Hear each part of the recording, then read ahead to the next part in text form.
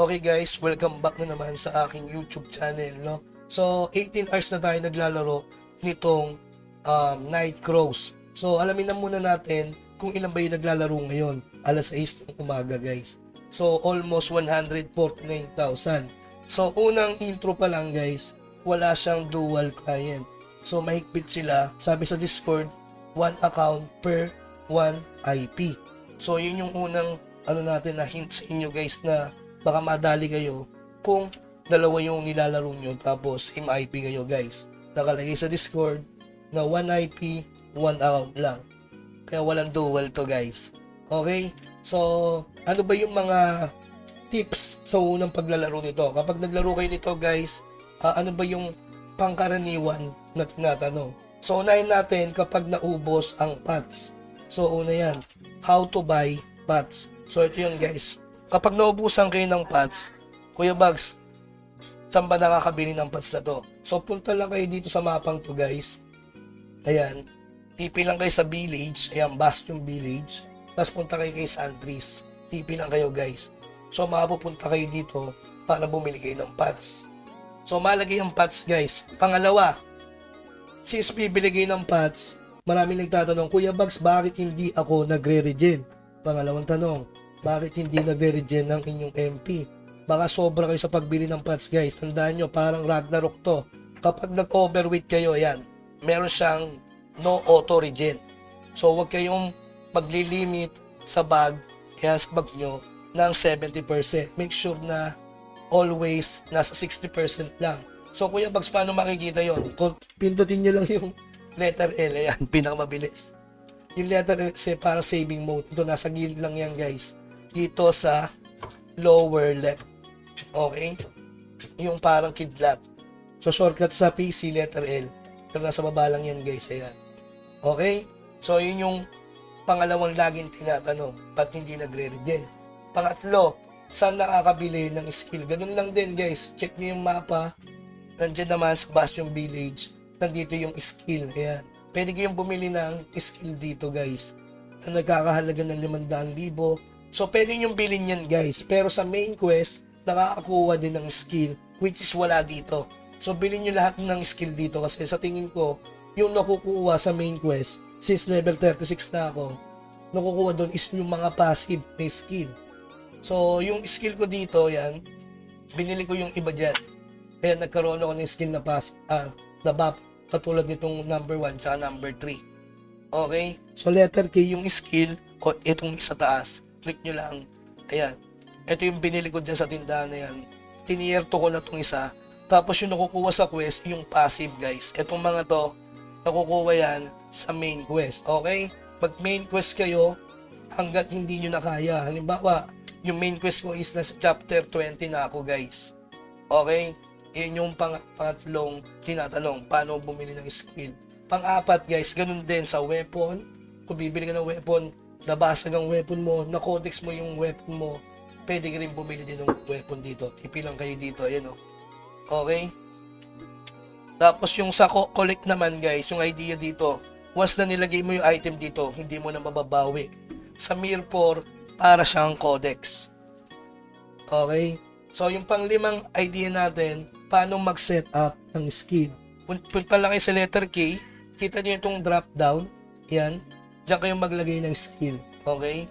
Put nyo lang dito, yan, click, sabi put, tapos yan, lagay nyo lang kunyari. Tapos check. Para mag-auto yan guys, i-drag down nyo. Yan, kapag nagkulay dilaw na yan, ibig sabihin naka-auto skill na yan. Pero pwede mo siyang i-set up sa skill mo mismo na naka-auto. So, kahit hindi mo na ilagay ito, kapag bumaba yung ano mo, yan, pwede mo siyang i-auto. Kahit wala na itong dalawa. Kasi ito is every 10 minutes nag-activate yan. Yan, nakalagay naman guys. So, check nyo yung skill nyo. Kung buff lang, pwede na siyang i-auto dito. Okay? So, pang-anim tayo. Paano mag-set up naman sa foods? So, Control I, Inventory. So, ilagay yung pots. Ganun din. Ito yung drag down, guys. So, ilagay nyo lang yung pots na gusto nyo. Yan. Ayan. Palagay yan, guys, ha. Yung mga pots na yan. Ano naman yan, matagal maubos. So, lagay nyo lang dyan. Yan. Yan. Para mag-auto yan, i-drag down nyo lang ulit. Make sure na huwag nyo i-drag down pag pots. Kasi automatic magbabap yan. So, sa makikita yung buff na yan? Dito guys, ayan. Tignan nyo, nandito na yung buff nitong mga to. So, may mga oras yan. So, kapag naka-auto yan, dinrag down nyo, mag-auto use yan kapag naubos na yung buff. Okay? So, yun. Tapos, pampito tayo guys. Kuya Bags, may mana pots ba dyan? Wala. Walang mana pots dito, pero pwede kang maglagay sa crit. Tandaan nyo guys, itong crit na to is depende sa build nyo. Pag naglagay ka sa spirit, ayan, meron siyang max regen, MP regen. Kaya kung ako ay mage, syempre intelligence yung lalagyan ko. Kailangan nyo na accuracy, tapos spirit ng konti. Pero dahil twin sword ako, from warrior, naging twin sword ako. Okay, so strength type ako. So kapag range ka, syempre dexterity yan. Nakalagay naman guys, range damage, range crit. Tapos endurance kung tank type ka. So ito, focus muna tayo sa damage para mabilis makapag-level. Guys, kapag mataas na yung level ng monster, ang hirap patamain, ang baba ng accuracy. So saan makikita yung stats nyo? Pindutin nyo lang to sa taas o mag-letter C kayo guys, letter C. Ayan. Kung kikita mo, accuracy niya is 100. Tapos 117. Pangwalong tanong guys, paano maglagay ng coupon? Punta kayo sa setting, account, coupon. Ano yung ilalagay nyo? Kill the bot. Okay? Yun yung unang coupon code. Pangalawa, yung pre-registration. Yan. Yan yung dalawang code na pwede nyo ilagay kapag gumawa kayo ng bago. Okay? So, yung pangatlo, yun yung nasa email nyo sa mga pre-registration. Kung hindi tumating, guys, sabi nga nila, may delay. Ewan ko kung totoo yun. Kapag wala talaga kayo na-receive, baka wala na. Huwag na kayong umasa. So, alam naman makukuha doon. Ito lang naman makukuha doon, glider. Okay? Ito naman kasi kapag streamer ka, bibigyan ka nito. Pag nag-apply ka ng SSS streamer, ito yung bibigay, guys. So, ito, binigay sa pre-registration. Tapos, yung mount. Huwag kayong maglala kasi yung mount naman is makukuha nyo kapag nag-mission kayo. So, mapapansin nyo, marami na uncommon mount. Ito lang naman yung binigay. Hindi naman epic. Uncommon lang, guys. Kaya huwag kayong malungkot kung hindi kayo nakukuha ng pre-registration. Pero sayang kasi yung pera. Siyempre, yung coin. Pero napaparm naman yan, guys. Okay? So, pang-siyam tayo. Ano ba yung kulang sa gate natin? Yung naipit sa Bastion. Marami magtatanong yan, Kuya Bags, naipit kami, hindi kami makapasok sa portal. Mag-TP kayo guys. Pwede kayo mag-TP sa Bastion Village para matapos nyo yung quest. Ganun din regarding dito sa dungeon. Kuya Bags, hindi ako makapasok sa Erieta Temple.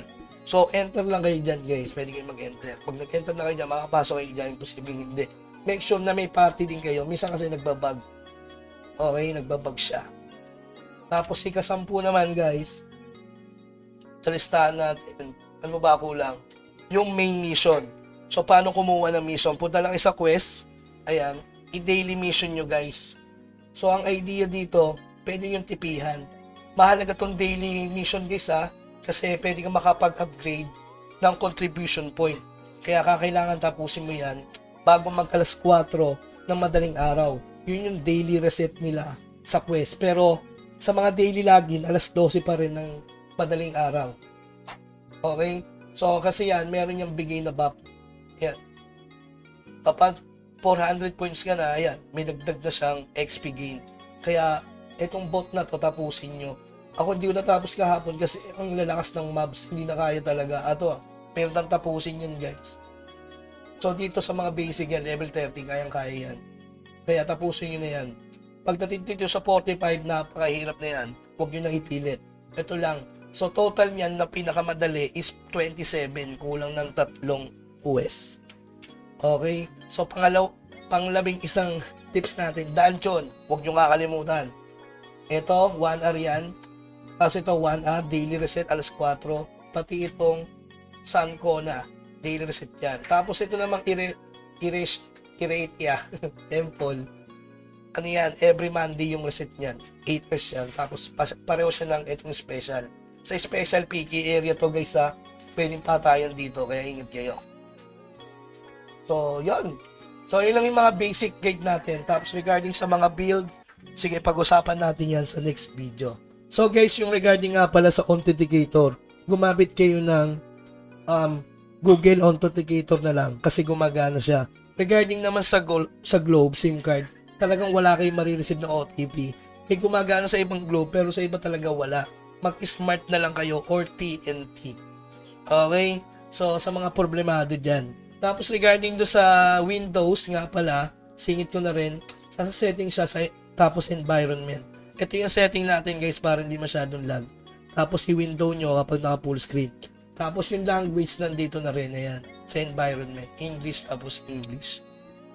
Okay? So yun lamang guys, sana nakatulong tong beginner's tips natin kasi 18 hours pa lang ako naglalaro nito. Hanggang sa muli, paalam.